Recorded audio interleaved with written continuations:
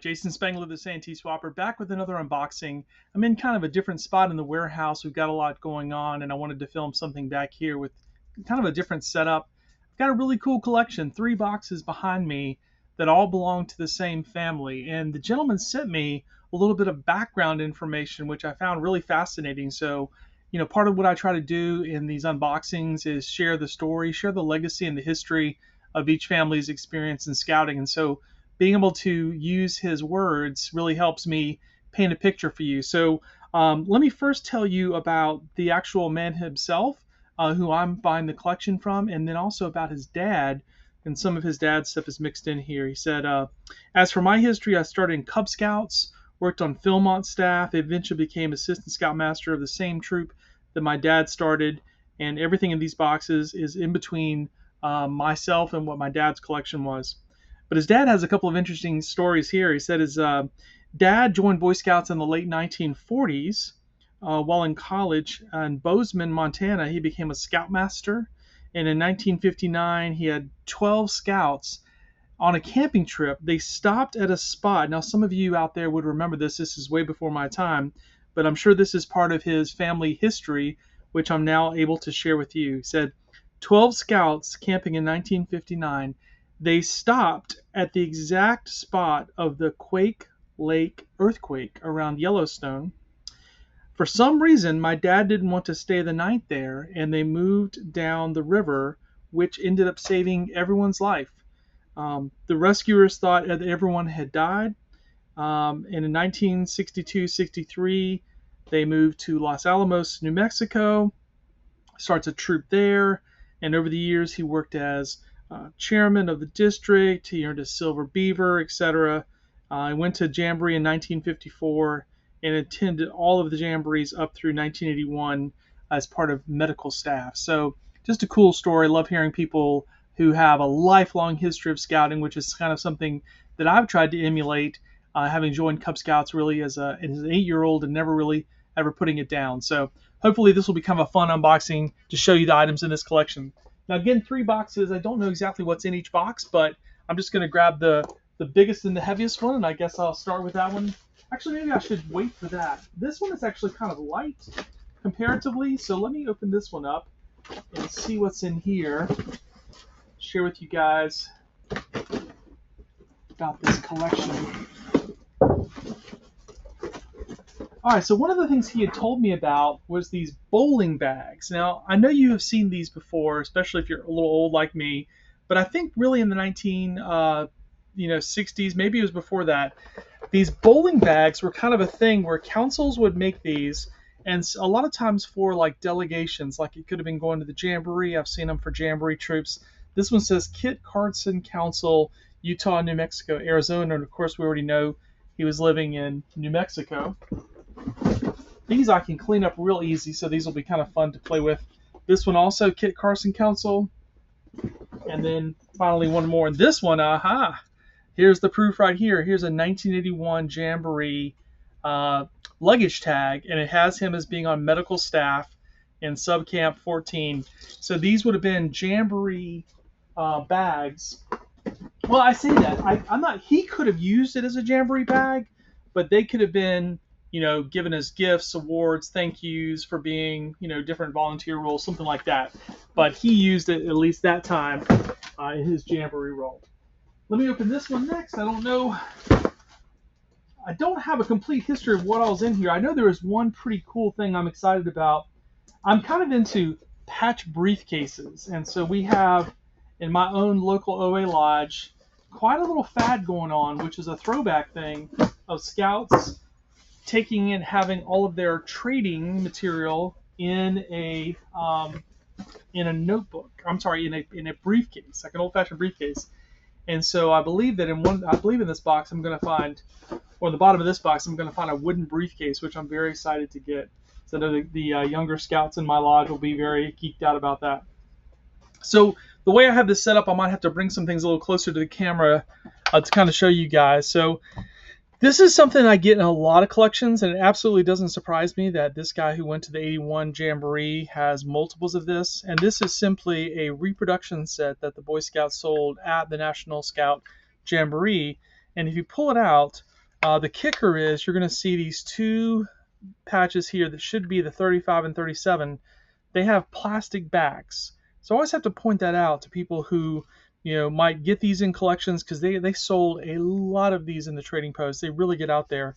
But the way you tell them apart is all of the patches have a plastic back, whereas most of these did not have a plastic back originally. So anyways, I get those a lot in collections, and just want to kind of point that out.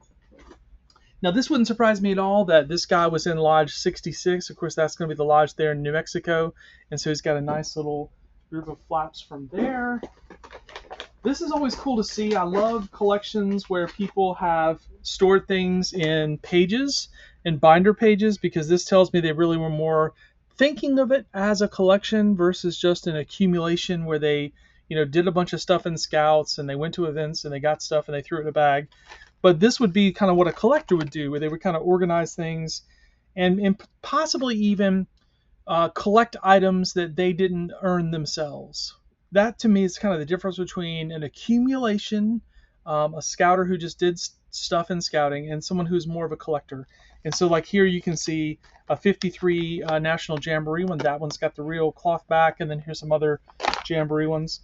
And then, if you had gone to so many different Jamborees, like he mentioned 81 was the last one he went to, then it would be safe to assume that you're going to end up doing a lot of trading. And so you might see this where you have these patches from Texas. Maybe all these swaps are from Texas. Might have been ones that he had traded for, or going to, like, say, for example, a conclave or something where you would have people from other councils there. I'm about to come across those. So again, just a few more CSPs. And then someone in New Mexico, certainly we're going to see some items from Philmont. And so this is the 50th anniversary in 1988. That's the Philmont neckerchief they had. 81, we've already referenced a few times, the 81 Jamboree, which, by the way, my brother attended, which was kind of neat. Let's see, this is probably a chapter jacket patch. That would be my guess. So again, Lodge 66, I will not try to pronounce the Indian name. But Sioux, my guess is that's a chapter, because that's what would look like if you had an obvious Indian name that doesn't fit. That's probably a chapter name. And here's several other pages of loose patches there. It's a neckerchief on top. Kit Carson Council Camp Zia. Project SOAR. SOAR was Save Our American Resources. You might think back to when America was kind of figuring out that all the damage we'd done to our water and air. There was a big push in the 70s, kind of the environmental movement is born, and the Boy Scouts were part of trying to do service projects to clean things up. So again, just a handful of these guys right here. Again, Great Southwest Area Council, that would have been his council. And then he had some knots here that would go on his shirt. And then another loose bag of patches. I see a lot of this. This is kind of the loose bag of patches that he might have worn, like community strips, things like that. There's even a couple of Girl Scout patches in here, which doesn't really surprise me. I sometimes see that crossover in collections where, maybe the wife or a family member had Girl Scout stuff, or sometimes it's that, somebody went to a garage sale or something and picked it up. So here's a shirt, and this is kind of cool to see. You can see there's a 69 Jamboree and a 67 World Jamboree patch on it. Some of you who are maybe a little more into the insignia control guide can tell me. I think that this was allowed back in the day, that this position on the uniform you're supposed to reserve for a Jamboree patch. But I think you could, or I have seen many examples of this, of having a World Jamboree and a National Jamboree patch side by side, which I don't think they would allow that today. But anyways, if you go to a Jamboree, you kind of deserve to wear the patch, is my thought. And then here we can see probably some patches and stuff from when he was younger. This is a much, much older shirt. This Explorer uniform, which was high school age Scouts, it's got the plastic buttons, and there's an authentic 53 Jamboree patch. And then he told us a little bit about the history, so let me just pull back here and see what the sleeve says. So it says here Yellowstone Valley, and then it's got Forsyth, Montana, which matches exactly the history he gave us. And then that's actually an Assistant Scoutmaster patch, then a Felt 33. So just kind of interesting, this Yellowstone Valley, there's kind of a mix match going on here.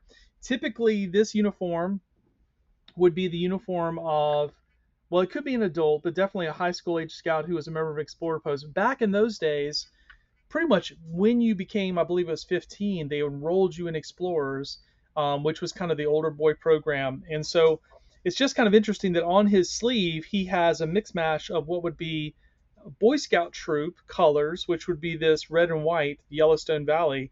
And then here he has the Forsyth, Montana, which is this old, I would say very late 40s, early 50s colors of Explorer colors, Forsyth, Montana. Let me hold it a little bit closer so you can see. And then again, a Boy Scout Assistant Scoutmaster patch, essentially in Troop 33. So kind of a neat piece there. Then here's another almost identical uniform with the exact same patches on the sleeve. This was just a short sleeve shirt, but again, really old with the plastic buttons there. This is kind of fun to get in a collection. I don't get these very often. T-shirts, especially ones that are still in the original packing. Here's an extra large from 1977. I'm sure that if we crack that open, which I will not, we would find that an extra large in 1977 might be the equivalent today of a large, or who knows, maybe even a medium. It seems like the sizes have kind of gone catawalky since then. Here's a really cool thing, a 1950 National Scout Jamboree t-shirt. Still in good condition, nothing really here. Sometimes with cotton shirts this age, you'll see they kind of brown and get kind of like a little growdiness going on, but not happening there at all. And this is a nice old Philmont shirt. This is a large, which is cool. My daughter worked at Philmont last summer. I'm not sure if she's going to work there again. I haven't quite got her to come around to answer that question, but I'm waiting to see what she decides to do. Region 10 Paul Bunyan Land, that's pretty cool. So that, I mean, to me, again, this is kind of an unusual thing to find in a collection. Not a lot of people kept t-shirts, and to find one, this probably was that Montana area, Region 10. That's pretty cool to see. Some more here, another Region 10, and then this one is 67 World Jamboree. Again, still in the bag, never opened. Now this is kind of interesting. This is a, whoops, let me get this up. It's kind of like a terry cloth material. I just have never seen this before. I mean, you almost want to say that the material looks like that of a towel, kind of a terry cloth, but it is a 53 Jamboree shirt of some kind. And sure, it's got the tag. It's a large shirt, but I don't know. You know, that wouldn't. I don't think you would make that today. And look, if you look at the style, see how it like slenders down. So I don't know if this would have been like a shirt you were meant to put on when you got out of the water, maybe. Because it does almost look like maybe a bath towel material. I don't know. That's really unique. That's a little different. Here's another 50 Jamboree shirt, and then another one of these 53. I'll just call them swimming shirts, if you will. I wouldn't wear it swimming, but maybe when you get out of the water. All right. So then we fast forward. You know, we have the dark green Explorer uniforms. Now we fast forward to the 80s. So if you were at the 81 Jamboree, that was right when these tan uniform shirts come out. And so he has this one here. This one's been well worn, so I'm sure he did plenty of scouting in this. Again, 81 Jamboree with his Lodge 66 patch on there. Got another. Okay, the wooden briefcase is in this box. I did hit it right. So again, this is really cool. This is a Scoutmaster patch. The silver there, 41 Kit Carson Council, and again, proud to wear both of the Jamboree patches that he earned. All right, let me see if I can get this out and show you what I was all excited about. I do not remember what year this came out, but essentially, make sure I give you all the angles here. This is a wooden briefcase sold by the Scouts, and it was something that was in the catalog. There are some little foot pegs here. These are missing from this one, where if you set it down, it kind of raised it up a little bit so that you weren't sitting flat on these hinges, which would not sit very easily. So this would be kind of a real keepsakey thing. Now this one, when he showed me a picture of this, I told him I was definitely interested, and I feel like I probably could get some wood soap and kind of clean this up and get this where it didn't look a little grungy, which is just going to happen over the years. I'm guessing that this was not stored the same place as these ancient white t-shirts, which have survived so long. But let me see what's in here.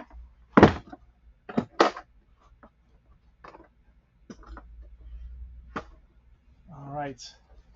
Very cool. 67 World Jamboree. This is kind of that book that they publish after the Jamboree's over that has all the pictures. It's kind of like a memories book, and it has cool stuff in it. You can go back and kind of relive the Jamboree. Obviously, that's what the idea of that book would be. And then going with that old Explorer uniform, they had these things called, I call them chaps, I think that's what they were called. And they were part of maybe a more dressier version of your uniform where you would have these over your ankles. And then here's a nice old garrison cap. Some people have a different name for them. And this is a wool version. So this is more of like an adult leader version from probably the early 50s there. Probably could have been part of his Explorer uniform. 69 Jamboree, that was the hat, and then 67 World Jamboree again. These hats today are really small. Like you'd be hard pressed to find someone like me with a big head that could wear this. And that's too bad because these are really, I think, kind of cool hats. It's a different style. And then this one, yeah, I kind of figured this was different. Let's see if he tells me the name. Nope. But this is from some country. Okay, this is Japanese. We can look there and it says Boy Scouts in Nippon, which is the Boy Scouts in Japan. And then this is a oh Lord, how can I? This is called a crest? No. Someone put it in the comments. I'm having a mind blank here. I know exactly what those things are called. I'm just blanking on it as I'm trying to narrate this. All right, and then this most likely is going to be again his dad's merit badge sash. We can take a look at this. I always love looking at merit badge sashes and kind of sharing with you guys a little bit of the history here. So just a beautiful sash. Oh my gosh, yeah, this is super cool, y'all. Check this out.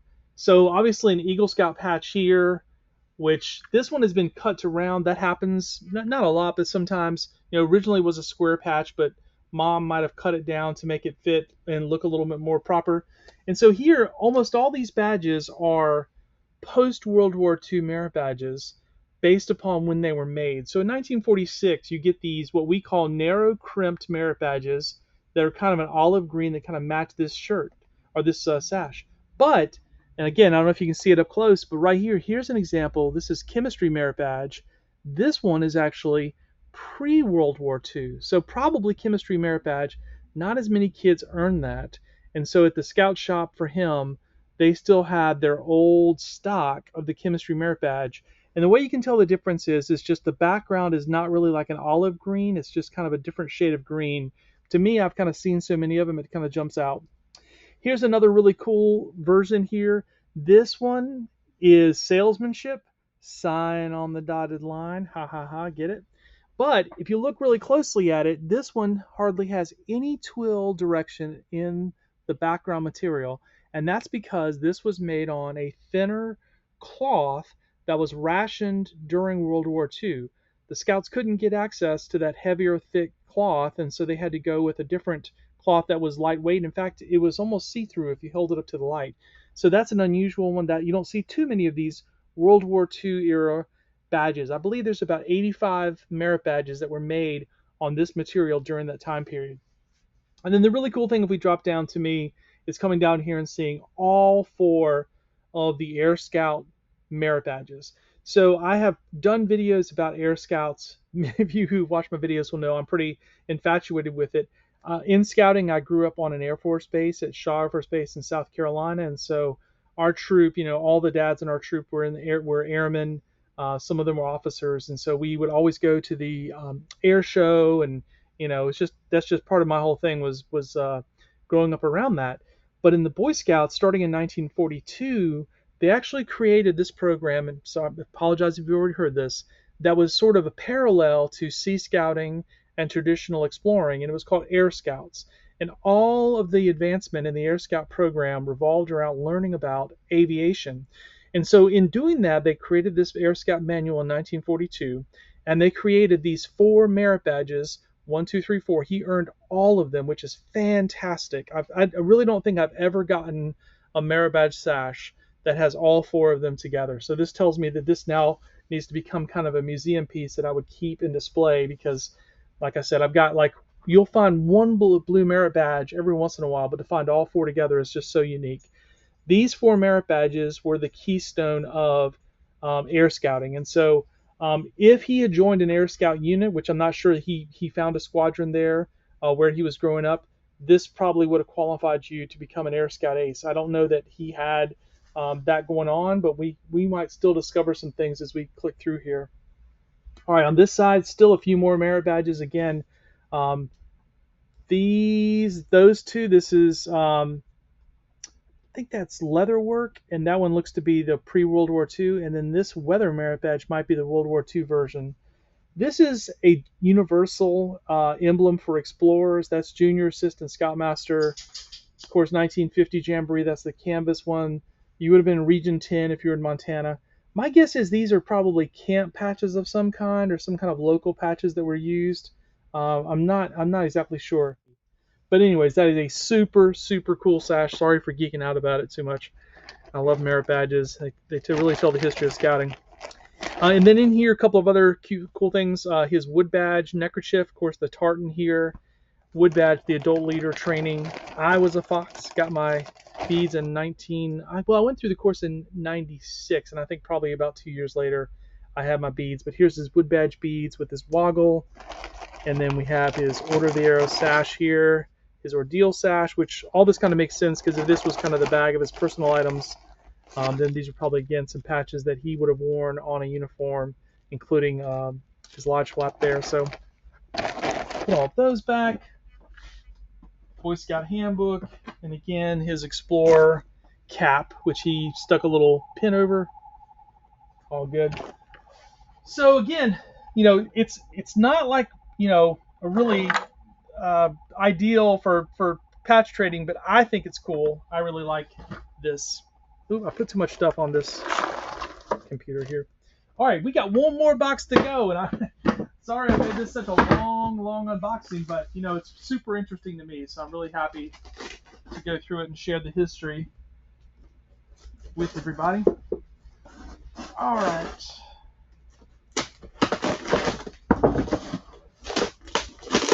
Okay, got one more cut on this packing tape.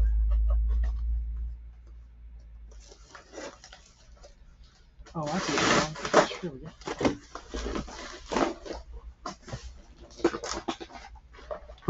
Oh man, there's another cool box in here. So I think these could have been sold together at the same time. I may just have to rip away the cardboard to show you, but before I do that, let me show you there's a wooden little tiny footlocker here. This was another catalog item they had in the catalog, and I have gotten these randomly in collections before, but kudos to him for taking the time and the effort to find a box that this would fit in and just mailing me the whole box, because I love the Scout stuff, so this is super cool to get this box.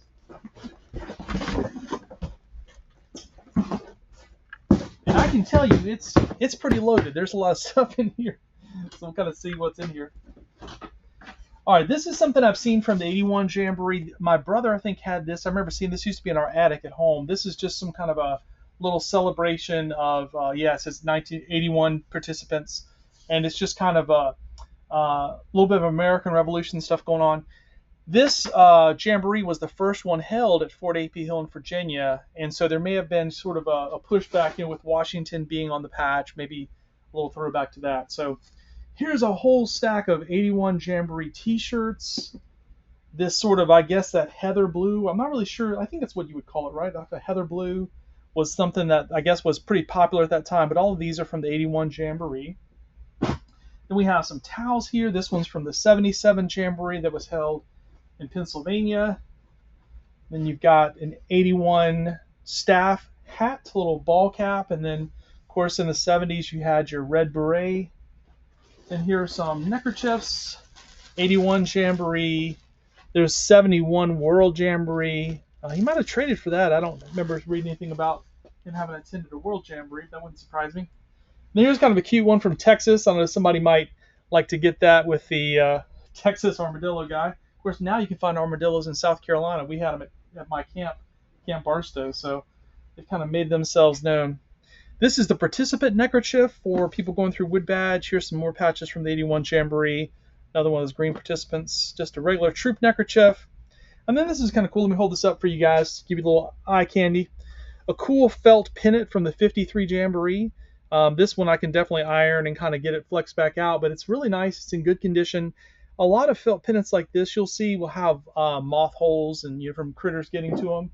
But that one still looks really, really good. A little bit more 81 stuff. I've seen this before. This is just kind of a visor. I guess, they were channeling their inner Steve Spurrier.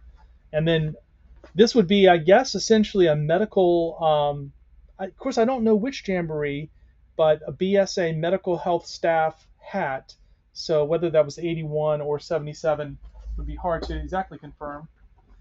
Then you always find these are fun. Find the little cigar box with all the little random loose stuff. So a lot of things are going to be in here, like neckerchief slides, maybe some little belt buckles like this from 81, some name tags, random loose patches. There's a rank patch that could have been from his time.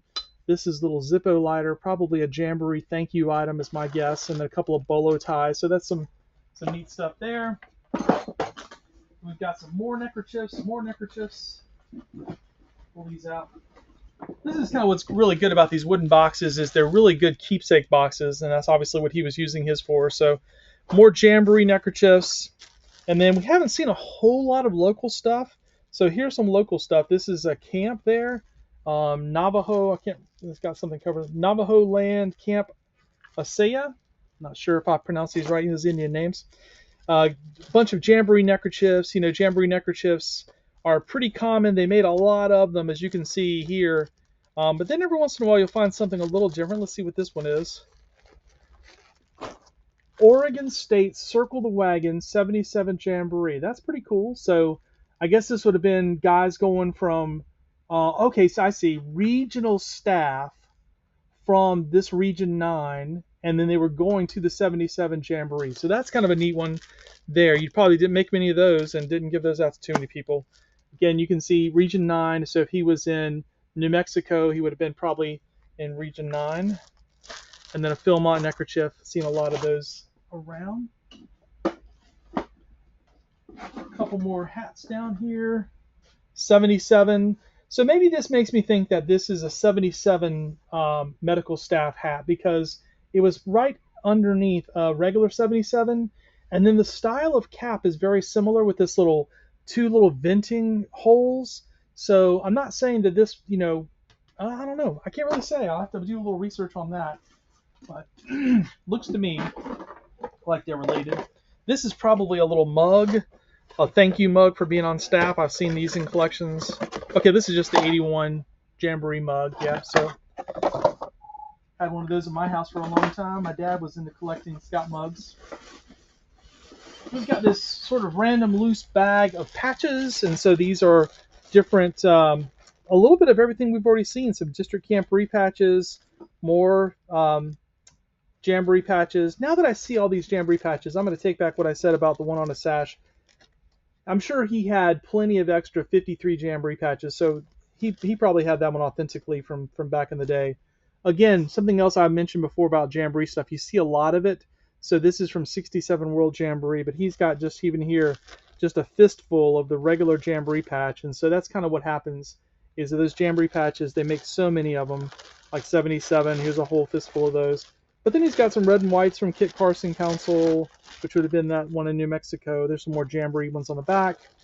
For many people, this is their favorite. Whoops, not that one.